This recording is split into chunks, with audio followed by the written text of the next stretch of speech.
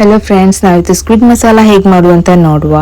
ಫಸ್ಟಿಗೆ ನೀವು ಸ್ಕ್ವಿಡನ್ನು ಚೆನ್ನಾಗಿ ವಾಶ್ ಮಾಡಿಕೊಂಡು ಅದಕ್ಕೆ 2 table spoon of chilli powder ಹಾಕ್ಕೊಳ್ಬೇಕು, 1/2 table spoon of turmeric powder, ಆಮೇಲೆ ಉಪ್ಪು ನಿಮಗೆ ರುಚಿಗೆ ಎಷ್ಟು ಬೇಕಷ್ಟು, ಮತ್ತು 1 table spoon of ginger garlic paste, ಮತ್ತು ಲೆಮನ್ನ ಸ್ಕ್ವೀಸ್ ಮಾಡ್ಕೊಳ್ಳಿ. ಅದನ್ನು ಚೆನ್ನಾಗಿ ಮಿಕ್ಸ್ ಮಾಡ್ಕೊಳ್ಳಿ. ಅದರಲ್ಲಿ ನೀರು ಇರಬಾರ್ದು, ಸ್ಕ್ವಿಡ್ಡಲ್ಲಿ ಚೂರು ಕೂಡ ನೀರು ಇರಬಾರ್ದು, ಯಾಕೆಂದರೆ ಅದರಲ್ಲಿ ಫಸ್ಟ್ ಆಲ್ರೆಡಿ ನೀರು ಇರ್ತದೆ. ಎಲ್ಲ ನೀರೆಲ್ಲ ತೆಗೆದು ಆಮೇಲೆ ಚೆನ್ನಾಗಿ ಮಿಕ್ಸ್ ಮಾಡಿಕೊಂಡು ಅದನ್ನು ಬದಿಗೆ ತೆಗೆದಿಟ್ಬಿಡಿ. ಹೀಗೆ ಇದನ್ನು ಚೆನ್ನಾಗಿ ಮಿಕ್ಸ್ ಮಾಡ್ಕೊಳ್ಳಿ. ಮತ್ತು ಇದನ್ನು ನೀವು ತುಂಬ ಹೊತ್ತು ಮ್ಯಾರಿನೇಟ್ ಮಾಡಿ ಇಡಬೇಕಂತ ಇಲ್ಲ.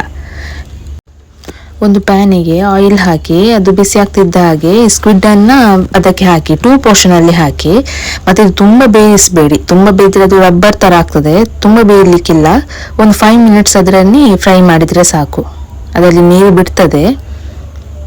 ಹೀಗೆ ಫ್ರೈ ಮಾಡ್ಕೊಳ್ಳಿ. ಮತ್ತು ಅದಕ್ಕೆ ಎಣ್ಣೆ ಸಹ ತುಂಬ ಹಾಕಬೇಕಂತ ಇಲ್ಲ, ಸ್ವಲ್ಪ ಎಣ್ಣೆ ಹಾಕಿದರೆ ಸಾಕು. ಇದೀಗ ಆಗಿದೆ. ಇದನ್ನೀಗ ಬದಿಯಲ್ಲಿ ತೆಗೆದಿಡಿ, ಒಂದು ಪ್ಲೇಟಲ್ಲಿ ಹಾಕಿ ಎಲ್ಲ ಫ್ರೈ ಮಾಡಿದ ಸ್ಕ್ವಿಡನ್ನು ಎಲ್ಲ ತೆಗೆದಿಡಿ.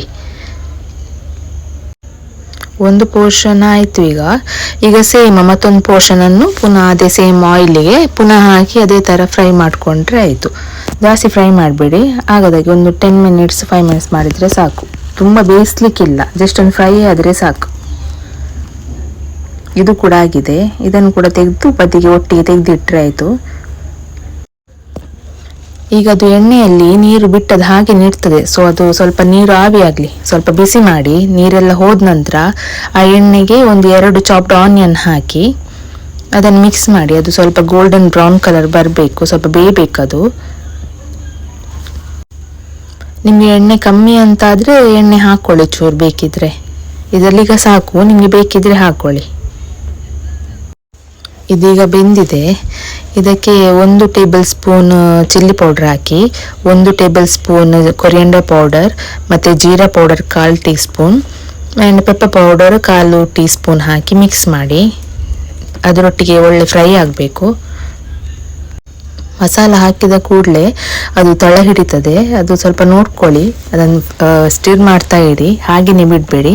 ಇದಕ್ಕೆ 1 ಟೀ ಸ್ಪೂನು ಸೋಯಾ ಸಾಸ್ ಹಾಕಿ, ಮತ್ತು 1 ಟೀ ಸ್ಪೂನು ಟೊಮೆಟೊ ಕೆಚಪ್ ಹಾಕಿ. ಅದು ಒಳ್ಳೆ ಟೇಸ್ಟ್ ಕೊಡ್ತದೆ.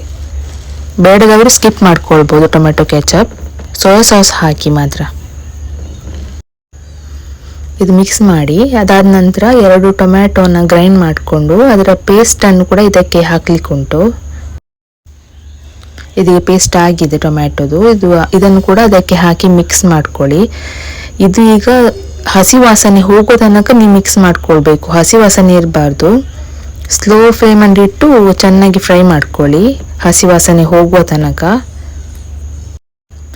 ಇದಕ್ಕೆ ನೀರೆಲ್ಲ ಜಾಸ್ತಿ ಹಾಕಲಿಕ್ಕೆ ಹೋಗಬೇಡಿ, ಇಷ್ಟೇ ಸಾಕು. ಇದಕ್ಕೆ ಸ್ವಲ್ಪ ಟೇಸ್ಟಿಗೆ ಎಷ್ಟು ಬೇಕಷ್ಟು ಉಪ್ಪನ್ನು ಇಲ್ಲಿ ಕೂಡ ಮಿಕ್ಸ್ ಮಾಡ್ಕೊಳ್ಳಿ, ನೋಡ್ಕೊಂಡು ಹಾಕಿ.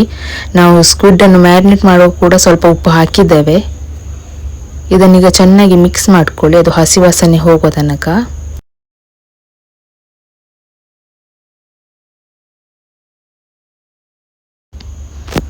ಇದೀಗ ಮಸಾಲೆ ರೆಡಿಯಾಗಿದೆ. ಇದಕ್ಕೆ ನಾವು ಆಗ ಆಲ್ರೆಡಿ ತೆಗೆದಿಟ್ಟ ಸ್ಕ್ವಿಡ್ ಉಂಟು ನೋಡಿ, ಅದನ್ನು ಇದಕ್ಕೆ ಹಾಕಿ ಮಿಕ್ಸ್ ಮಾಡಿಕೊಂಡು ಈಗ ಇದನ್ನು ಬೇಯಿಸಬೇಕು.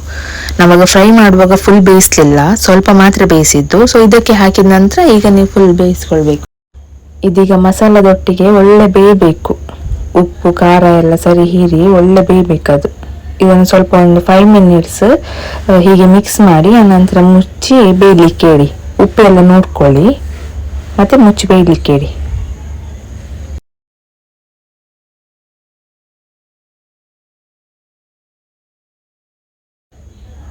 ಇದೀಗ ಆಗಿದೆ. ಇದಕ್ಕೆ ನಾನು 2 ಗ್ರೀನ್ ಚಿಲ್ಲಿ ಕಟ್ ಮಾಡಿ ಹಾಕಿದ್ದೇನೆ.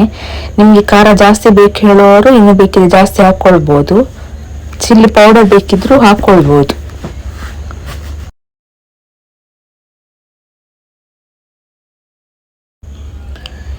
ಇದಕ್ಕೆ ಲಾಸ್ಟಿಗೆ ನಾನು ಲೆಮನ್ನ ಸ್ಕ್ವೀಸ್ ಮಾಡ್ಕೊಳ್ತಿದ್ದೇನೆ, ಅದು ಒಳ್ಳೆ ಟೇಸ್ಟ್ ಕೊಡ್ತದೆ.